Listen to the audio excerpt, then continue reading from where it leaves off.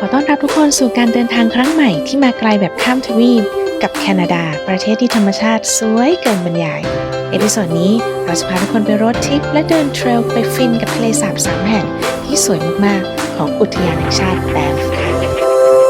I feel good like I'm walking on sunshine and there's nothing that can bring me down. Real good like joy came in the morning and the birds are singing sweetest sounds. จากสนามบินแคลการีนะคะเราขับรถเข้ามาที่ตัวเมืองแบนฟ์เมืองที่หันไปทางไหนเนี่ยก็เจอแต่ภูเขาเป็นเมืองที่น่ารักเดินเล่นเพลิน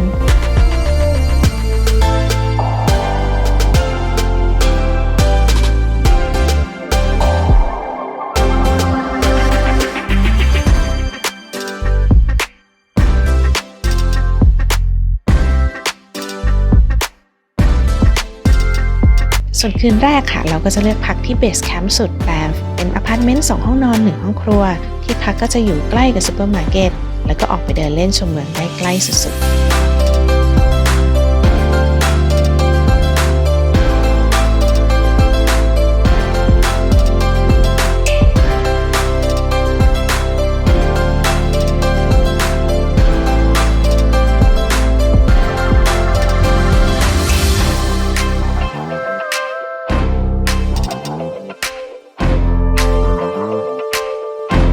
ที่อุทยานแห่งชาติแบนฟ์นี้นะคะจริงๆมีที่เที่ยวธรรมชาติเยอะมากแต่เราก็เลือกไปที่3ทะเลสาบนี้ค่ะเลคลุยส์มอร์เรนส์แล้วก็เอเมอรัลด์เลคค่ะจุดชมวิวแรกที่สวยอย่างกับภาพวาดคือที่นี่ Moran's Curve เป็นจุดชมวิวรถไฟที่โค้งรับกับแนวป่าสนตัดกับเทือกเขาสวยด้านหลัง10เต็ม10ไม่หักเลยมีที่จอดรถได้ประมาณ 5-6 คันนะคะส่วนรถไฟเนี่ยจะมาเมื่อไหร่อันเนี้ยดวงล้วนๆค่ะ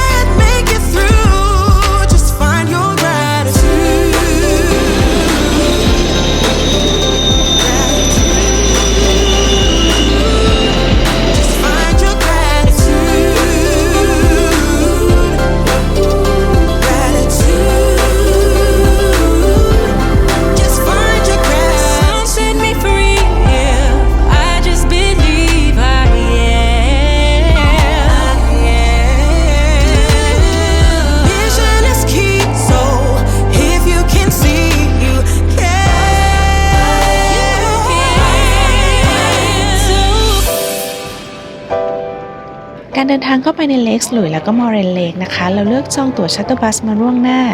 มาจอดรถส่วนตัวกันที่พาร์คแอนด์ไรด์ตรงนี้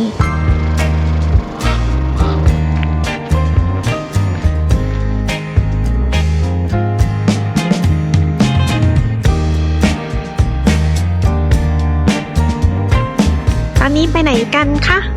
เลคลุยค่ะเรามาขึ้นบัสค่ะ ตั๋วรถจะเป็นแบบแพ็คคู่ที่ไปได้ทั้ง2ทะเลสาบเลยแบบไม่จำกัดเที่ยวนะคะ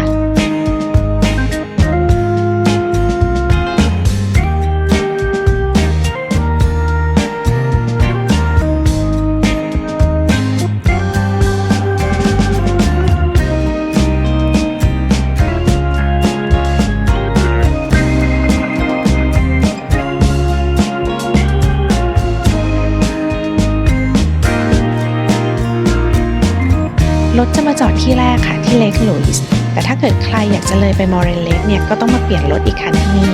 แล้วก็ค่อยนั่งชัตเตอร์บัสกลับมาเที่ยวเลคลุยส์ก็ได้เหมือนกันส่วนเรานะคะก็แวะที่เลคลุยส์นี้ก่อนเลยค่ะเดินมาไม่กี่ร้อยเมตรนะคะก็เจอทะเลสาบแล้ว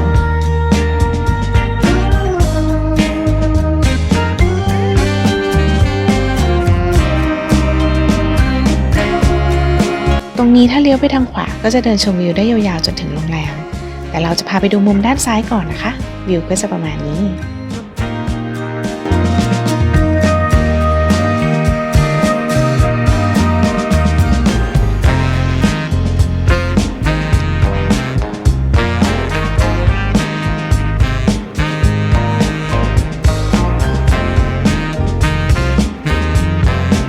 แล้วเราก็เดินเลาะทะเลสาบไปกันต่ออีกด้านค่ะ แต่ละมุมเนี่ยรอบทะเลสาบเนี่ยก็ให้ฟีลที่ต่างกันอยู่นะ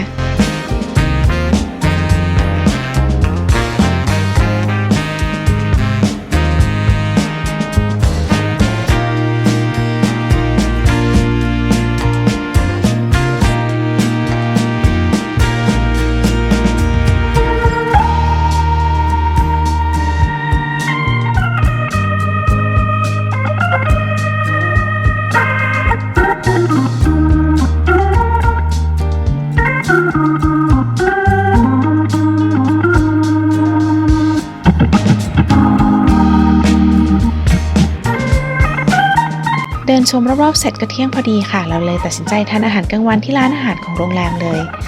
ราคาก็พอประมาณนะคะไม่ได้แรงอย่างที่คิด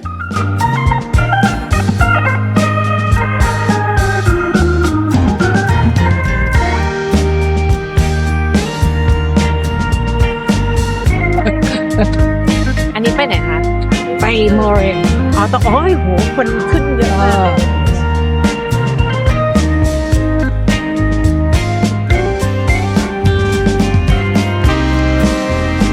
แล้วเราก็ไปกันต่อที่โมเรนเลคค่ะ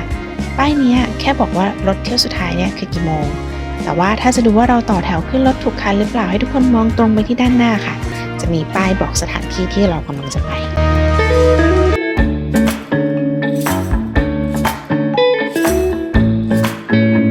สำหรับจุดชมวิวที่ทะเลสาบโมเรนนะคะที่สวยจึ้งมากๆเนี่ยจะต้องเดินขึ้นเขาไปประมาณ 15-20 นาที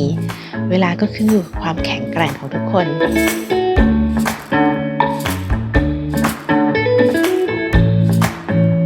ทางเดินดีอยู่นะเดินง่ายแวะพักไปเรื่อยๆแต่ใครขึ้นเขาไม่ไหวเดินรอบทะเลสาบด้านล่างก็ได้ค่ะ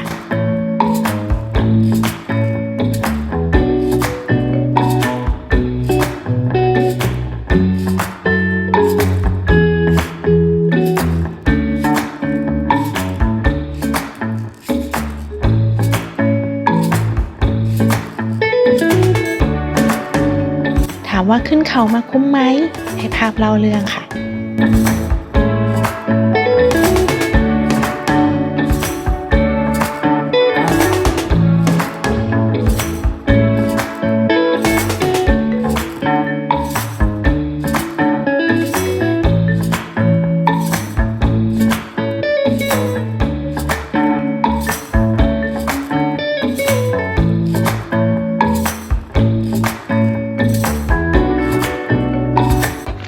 สวยมากๆเลย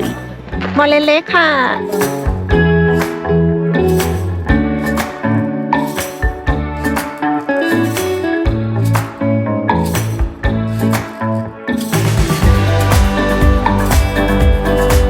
สวยไหมคะ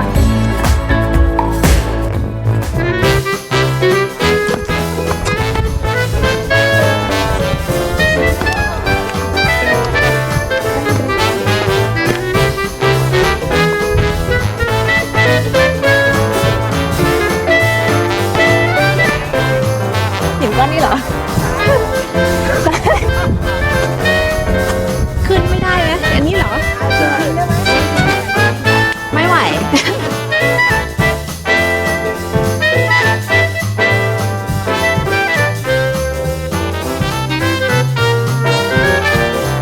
ทะเลสาบโมเรนนะคะจะเปิดให้เข้าช่วงฤดูร้อนพฤษภาหรือมิถุนายนนะคะแล้วก็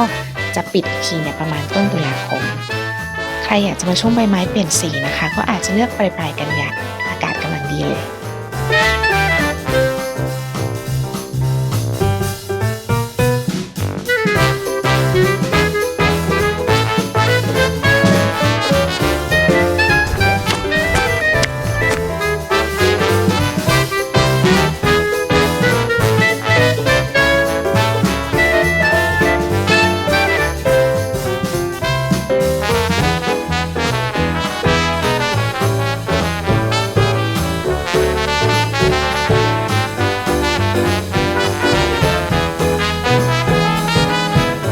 ครบ2ทะเลสาบแล้วเราก็จะขึ้นรถกลับไปที่ Park and Ride ค่ะ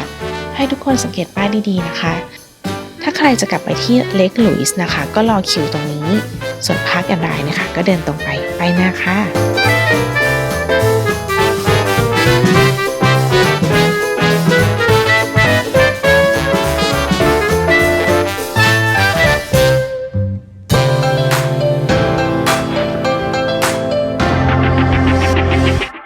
นี้เรามา Emerald Lake กันนะคะ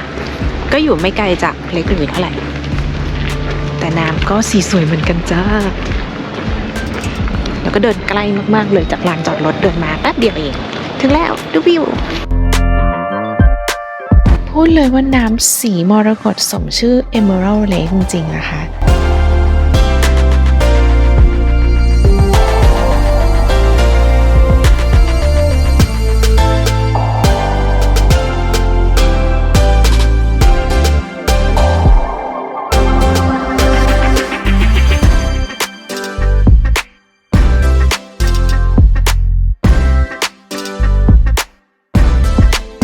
ส่วนที่นี่นะคะมีเทรลให้เลือกเดินระยะใกล้ระยะไกลได้แบบตามถนัดเลย ส่วนเรานะคะมาก็เย็นแล้วค่ะ เราก็เลยชมวิวชิลๆปิดท้ายวันแบบฟินๆไป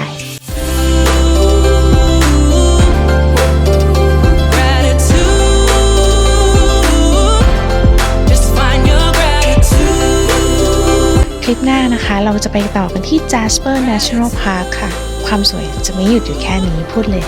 ฝากกดไลค์ กดแชร์ กดติดตามกันด้วยนะคะ แล้วพบกันใหม่ค่ะ